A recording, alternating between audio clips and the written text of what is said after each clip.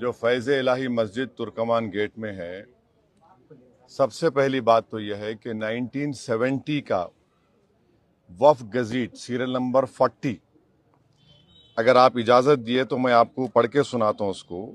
थोड़ा लंबा जवाब रहेगा, आप लोग फास्ट फूड का जवाब मत लो मेरे से। तो ये मेरे का गज़ीट कॉपी है, serial number 40 of 1970, Khwaja Faiz Ilahi mosque alias मस्जिद गोसियान एंड ग्रेवयार्ड। इसमें 1970 में लिखा हुआ है over 100 years worship and burial of dead bodies. ये वार्ड नंबर लिखा हुआ है, राइट। नंबर 1 ये। दूसरी बात यह है कि हमने प्लेसेस ऑफ वर्शिप एक्ट बनाया कि 15 अगस्त 1947 को जो भी रिलीजियस स्ट्रक्चर जिस किसी समुदाय का होगा, बाबरी मस्जिद को छोड़कर, उसको डिस्टर्ब नहीं किया जाएगा। ये दो बात जहन में रखी। तीसरा क्या हुआ कि नवंबर 2024 को 12 नवंबर 2025 को दिल्ली हाई कोर्ट ने ये कहा अपने ऑर्डर में, this petition filed in public interest seeks a direction for removal of certain encroachments said to have been found in a joint survey report herein referred to as JSR। Third point ये है कि अब ये जो joint सर्वे हुआ, joint सर्वे में कौन party है, इसमें कौन थे सर्वे रिपोर्ट सर्वे जब हुआ, conducted by officials of MCD, DDA, land and development office जो मिनिस्ट्री ऑफ अर्बन डेवलपमेंट का है, और चौथा रेवेन्यू डिपार्टमेंट और पब्लिक वर्क्स। जब मेरी जमीन है, आप मेरे को नहीं रख रहे सर्वे में। हाँ, मेरी जमीन है, सर्वे मेरे को नहीं रख रहे। चौथी बात यह है कि दिल्ली हाई कोर्ट का जजमेंट गलत है। क्यों गलत है डिवीजन बेंच का? क्योंकि उन्होंने टाइटल डिसाइड कर दिया। अगर जब मेरा मालिकाना हक है उसके ऊपर, तो रूल पोजीशन यह है लॉ के लिहाज से वो वक्फ ट्रिब्यूनल को जाना। पांचवी बात यह है कि जब ये केस चल रहा था तो वक्फ बोर्ड के एडिशनल स्टैंडिंग काउंसिल वहां खड़े हुए थे और उनके मुंह में गुलाब जामुन था, एक लफ्ज नहीं बोले।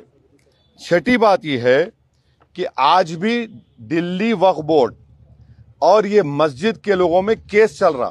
क्या केस चल रहा? हर साल वक्फ प्रॉपर्टी को 20% वक्फ फंड देना पड़ता वक्फ बोर्ड को। दिल्ली वक्फ बोर्ड इनको बोल रहा था 70% दो। ये केस आज भी चल रहा। तो ये Delhi Waqf board is complicit in this matter. जब ये फैसला नवंबर 2025 को आया तो दिल्ली वक्फ बोर्ड को रिव्यू पिटीशन फाइल करना था, रिव्यू पिटीशन फाइल नहीं करे। और ये एक बात याद रखिए, दिल्ली वक्फ बोर्ड के एडमिनिस्ट्रेटर और एमसीडी का हेड जो थे, एक ही आदमी था। एमसीडी का हेड और दिल्ली एडमिनिस्ट्रेटर।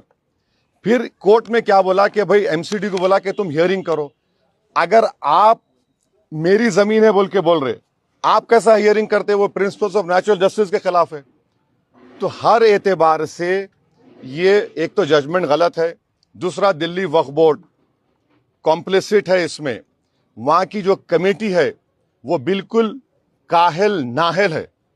उनको चाहिए था कि आप जाकर रिव्यू पिटीशन डालते। अभी भी हम डिमांड कर रहे, अगर दिल्ली वक्फ बोर्ड नरेंद्र मोदी गवर्नमेंट के दबाव में नहीं है तो इमीडिएटली सुप्रीम कोर्ट में केस डाले, और ये कमेटी के लोग जो काहिली के मजाहरे कर रहे हैं, आप फौरन सुप्रीम कोर्ट जाके डालो। ये वक्फ प्रॉपर्टी है। 1970 का गजेट इशू करती गवर्नमेंट, और LDO is under urban development ministry. तो ये पूरा गवर्नमेंट की साजिश है, इस प्रॉपर्टी को वक्फ बोर्ड की डिमोलिश किया गया है। इसीलिए ये इसका फैक्ट है जो आपके सामने मैं बयान किया। आप नहीं, और एक है नेशनल का, सुप्रीम कोर्ट का बेल का नहीं होना। 2 करोड़ से ज्यादा ऑर्डर हाँ, सुप्रीम कोर्ट का एसआईआर होना नहीं होना, तो सुप्रीम कोर्ट का बेल का ऑर्डर होना नहीं होना ना। आप लोग अखबार पढ़ते? हाँ, अखबार पढ़ते होंगे आप लोग, माशाल्लाह अखबार वाले हैं। आज टाइम्स ऑफ इंडिया में मैं फोटो लेकर रखा। नहीं, सुनिए एक मिनट ठहरिए। टाइम्स ऑफ इंडिया में आज टाइम्स ऑफ इंडिया में 2 रिपोर्टिंग है। एक रिपोर्टिंग क्या है जो आपके अपने महाराष्ट्र के रिलेटेड है कि एक साहब थे कैलाश रामचंदानी 2019 में नेक्सलाइट्स उन्होंने ट्रिगर ब्लास्ट करी आईडी का 15 पुलिस वाले गढ़चिरौली में मारे गए थे। ये गढ़चिरौली ये आदिलाबाद के बाजू है। इनका नाम था वन कैलाश रामचंद। इन्होंने जून 19 में ये 2019 में वाकया हुआ। ये इनको जब से उन्होंने जेल में है तो जब chief justice of India justice Suryakant साहब और जस्टिस बाची के पास गया तो गवर्नमेंट क्या बोली, the blast was triggered on the signal given by the accused. The bench said, your success story against left-wing extremism cannot be based on arrest alone. There must be speedy trial, which is possible only when government sets up exclusive special courts to try cases of this nature. Since there are many cases pending before the same trial judge and prosecution has cited many witnesses, the trial is not going to be concluded in the near future. तो उन्होंने क्या किया, interim bell दिया उनको। Number one क्या बोला कि interim bell दिया 2019 में। एक और केस में जस्टिस संजय कुमार साहब और जस्टिस आलोक आरादे ने एक एमटेक चेयरमैन पीएमएलए का सेक्शन लगा। पीएमएलए में ट्विन टेस्ट होता। ट्विन टेस्ट का मतलब क्या है कि आप जज को प्रूव करना कि आप इनोसेंट है और दूसरा के बेल दिए तो भागना नहीं।